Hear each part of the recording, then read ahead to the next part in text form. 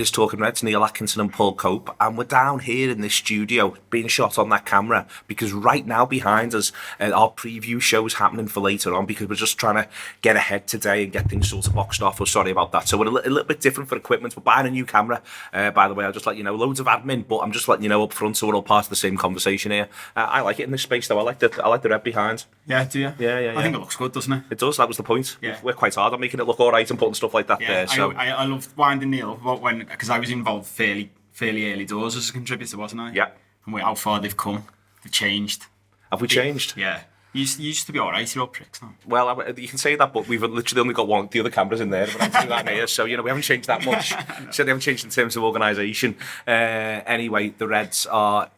I mean, it's the funny thing is, and we've just had a little chat about this, about you can make a case for him picking, I think, about 17, 18 different players, maybe even 20 against Southampton. Yeah. In that, he's not allowed to pick 20. He's not allowed to pick 20. He's got to will it down to 11. But in that the club just feels in such a good, upbeat, optimistic place that it's 6 consecutive wins. You've got to keep working. You've got to keep these runs going. But you're just sort of left going, firstly, when will it stop? But secondly, also when Shaqiri needs to get a game. He needs to play. He needs to get himself a start. He needs to get himself an hour. But I refuse to accept that any of the front three, or Gini Wijnaldum, James Milner, or Jordan Henderson, will be at all happy if they don't start against Southampton. They shouldn't be. No, well, then they won't be, will they? That's the reality. But this is, I remember Klopp saying ages ago, but this is how you build a successful squad by having them basically manage each other. Yeah. Because by doing this, like Henderson's performance the other night was very much to me a man who was like, I want my place in this team. I'm the captain. This is embarrassing now. I'm in. And once he's in, he's like an absolute man possessed. It was incredible. Milner's just been like that all season. Yeah. Gini Wijnaldum's already set that bar of, you won't get me out.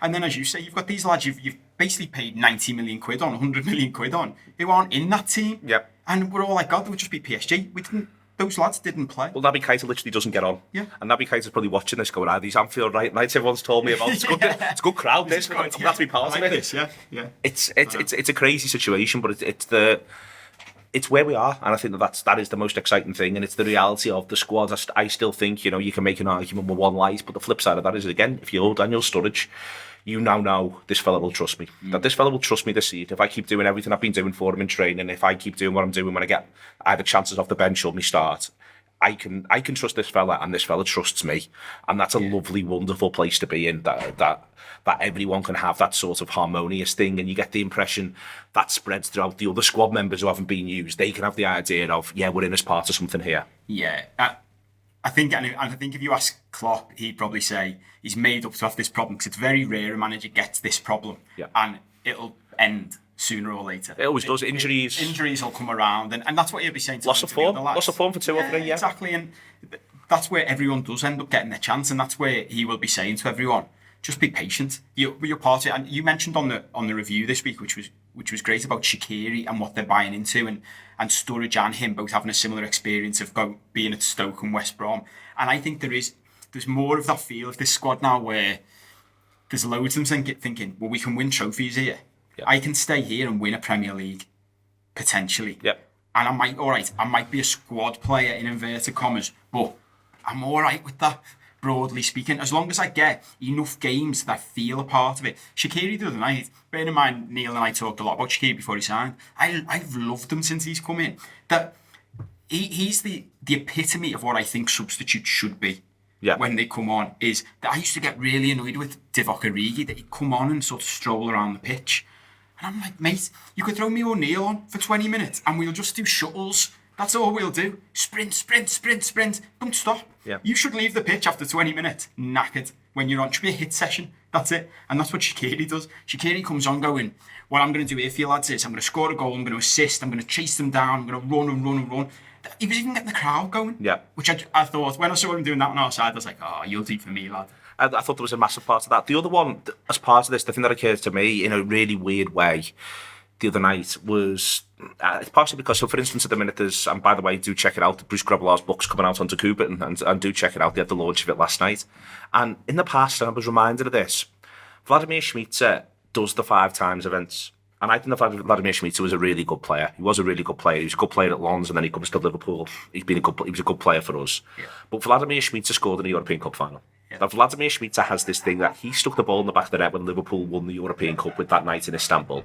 And he could have gone somewhere and he could have been the best player for a side that came from 6th to 16th in any European league. But he came to Liverpool and at times he had it hard. But in the end, he scores the penalty. He gets the winner. Yeah. He scores the second and he scores the penalty in the European Cup final. He got some other big goals along the way, but, that's now what he's remembered for. And it's that idea of, lads, there's immortality in this for you. That right now you might only be getting 10 minutes off the bench, but there's immortality in this for you. You're not telling me that every single member of the first squad, whether it's this year, next year, 10 years, to win the league for Liverpool in 30 years is not ever going to have to buy a pint in Liverpool again. All that sort of stuff. This is what we're offering you, boys. Yeah. The offer is immortality. Come and do it with us. Yeah, I'd be amazed if that isn't already one part of Klopp's pitch to them. Yeah. But they should probably actually go further, shouldn't they? The whole build a statue to you is nonsense. But I literally made a banner. Yeah. I made a banner about Igor Biscan. The people know about Igor Biscan. He's not getting banners made about him anywhere else, is he? And I think that sell to them, and the Van Dijk comments are really important for that, aren't they? That sell of, you can go and win the league at City. They're not really that harsh, But if you win it here, and there's a challenge here, and there's that something about sort of top professionals who want to achieve something that other people haven't achieved. You do that here. Look at the videos. Look at this stuff. Yeah. And it's so compelling. Such a compelling. You'll tour the world, and they'll turn up in numbers to see you when you're 43. And they'll be made up, and you'll be the highlight of these people's day when you're 43 years old. Not just now when you're kicking the ball. When you're 43, if we all do what we hope we do, they will crowd out a venue to see you when you're 43 years old. Yeah, well, and even for the here and now, they'll have all. Something I loved about the other night was they'll have all been told about the Anfield atmosphere for European nights and these stories and the mythology, and even for the lads who didn't play. I mentioned this in an article this week on the website. That was the first game of the group stage. Yeah. No one else is asked. No one else cares. Naby Keita is there going, this isn't what it was like for the first stage of the group game in Germany, No one's doing this.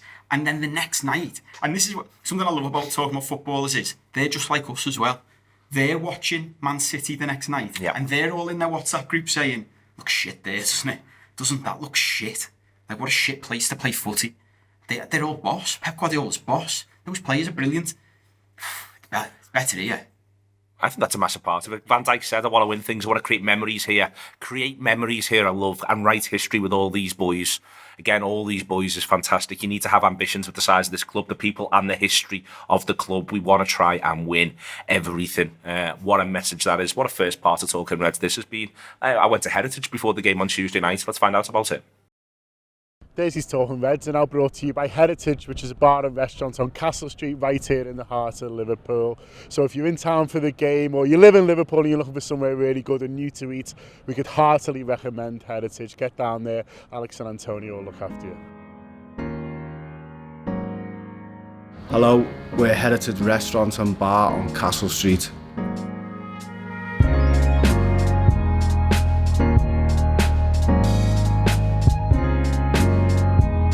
I've always wanted my own place, been a chef for 20 years, and that was allowed to happen 2 years ago when myself and my wife sold our house and we decided to do something different with the money.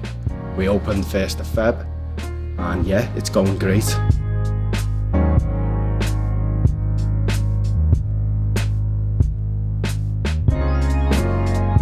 Wherever we can, we source locally, whether it be our chard from McGull, kale from Molyneux Kale Company, Love Lane beer, which is proving very popular at the moment. When and wherever we can, we will always source locally.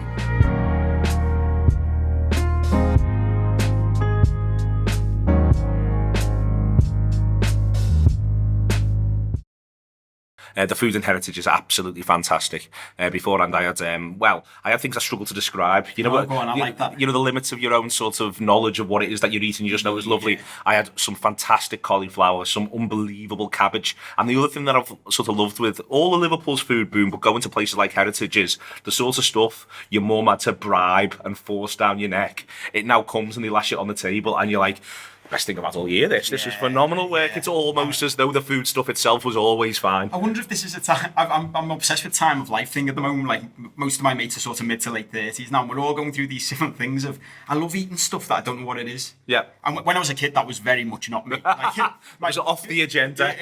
My mum and dad had to stop going on certain holidays because I would refuse to eat the food. Yep. At one point in my life, I was only eating soup and Viennetta. Which is fantastic. For all of those who don't know what Viennetta is, look it up. So for me now to be like, oh yeah, just give me whatever you've got. Yeah. I don't know what it is, but it's fantastic. And now I struggle at home because I'm trying to, this is a weird tangent, isn't it? But all about heritage. When I'm at home and I'm trying to eat healthy, I often think, oh, what was that thing? Yeah. And then I just end up doing broccoli. Broccoli's not that nice compared to heritage food. So. No, what they're doing with broccoli will be off the charts in comparison to what you end up doing with broccoli. But yeah, it's fantastic. If you get the opportunity, get down there on Castle Street. We had a very nice time, and yes, ate pretty well, it is fair to say, and ate healthily, which was also good, certainly where Wednesday morning was concerned. Lovren's got this weird little situation. I don't want to say too much about it, not least because we don't know at this stage when he's been charged with perjury for allegedly giving false testimony about financial deals with a former Dinamo Zagreb director. I think the more interesting thing is that at the minute, if you are Dejan Lovren, there's an element of you going, Joe Gomez is good. Isn't there? Yeah, I mean, this thing, it's funny, isn't it, that this thing's come up. And in fairness to Lovren, he's had a lot of stick over the years, but possibly, I had an argument for being our best player in the European Cup final last season. So, this coming up, and it's sort of everyone going, just speaks volumes about Gomez, doesn't it? And if I was Lovren, I would be concerned about it, because Gomez has got something about him that Lovren just doesn't have, which I don't think can be coached, especially at this stage of his career. The whole basically coolness. And I've been chatting with other people about Gomez, and we're obviously all being very happy with him at the moment, but there are still those little things in there, that thing that we saw at fullback where the ball drifts over his head and he just doesn't seem to be able to read the flight. There is still a bit of that. It sort of went unnoticed with the Spurs goal that he just completely misses a header. Completely misses it. He should have just headed that. And if I'm Lovren, I might be going to Jurgen. I'd have just headed that, you know. Maybe set up a fake Twitter account and start pulling some videos together. Wouldn't surprise me at all. And yeah, I mean, this stuff's all just a bit mad, isn't it? It is all a bit mad. I always think it's mad that footballers get themselves in these situations. High-profile footballers probably don't need to bother, lads. No. Whatever it is, you probably don't need to worry about it. Whatever it was, whether you did anything or didn't do anything, you probably didn't need to do anything at all. Exactly. It's like the Sam Allardyce thing, isn't it? Like, oh, I've been tricked. I'm not sure you should be in a situation where you can even be tricked, mate. I don't think you were, but you don't need to be in that situation, do you? So just stay away from it. Yep, stay away from all that sort of danger. Are Liverpool in any danger? Southampton at the weekend to make it 7 consecutive wins. 7 consecutive wins at any stage of any season ever is worthy of note. It's actually 8 if you include the end of last season, but I think that's cheating. Let's stick with 7. And Southampton are in a bit of a funny place. I've done something for the preview show, which is being recorded back there already on them. But thinking about us, there is a thing now where you're sort of going, well, who's going to beat us? Because there's the 2 Chelsea games to come. I think, or not even stop us. You know, I've sort of in my head earmarked Napoli away as all right for a point. In that I'm sound with them just drawing with us. That's all right. That one's allowed. They can have that. And then we get to reset and start again fresh and go about our business, and therefore then we're not sort of testing statistical luck over time, and maybe that's just the wrong way to think about this, but you do just it's so refreshing at the minute. You're bouncing into every game as a fan as much as the players must be. Yeah, completely. And I mentioned on the second look this week about starting to watch the Man City documentary, because it's amazing how quickly you forget things from this season before, and when you look back and you think, because of the way things are going now, and we look so good, and they've rocked a little bit, it's easy to forget how good they are. Yeah. And if when we win on Saturday 7, they did 14 at the start of last season. It's unbelievable. When you look back, I'm like, no wonder they just won the league by then. Everyone else was like, well, that's that done. Yeah. At that stage, 14 wins. That's 14 league wins. That is. That's not all comps. That's 14 league wins. They were winning in all comps. It's incredible. And what that did, and again, I sort of mentioned this in an article, and I can feel it. And the last minute winner helps with this, because it's what they were doing. There's echoes of that. And what we're doing here, which is like, well, who's going to beat us? Everyone else starts doing that. I remember looking at City's fixture list and going, well, none of those bastards are going to beat them, are they? And all of a sudden, Leicester away becomes, and this is interesting for Liverpool fans watching this. Don't get caught up in there. They're all crap. Like, Leicester away is tough. Yeah. Palace away is tough. Spurs away is tough. There's too many people who start doing well, they weren't that good anyway. Well, no one was saying that about City. Everyone was just saying City are great. City are great. We're great. And it's keeping that. I mean, there's arguments we've discussed on the review in the past, haven't we, about momentum, and is that a real thing? I think at times like this it is. The whole feel of the club, and yeah, I think we do just win forever. Just win forever. That's what Paul Cope's saying. Thank you very much indeed. If you've been watching this second look, I had an absolute ball doing it. See you soon.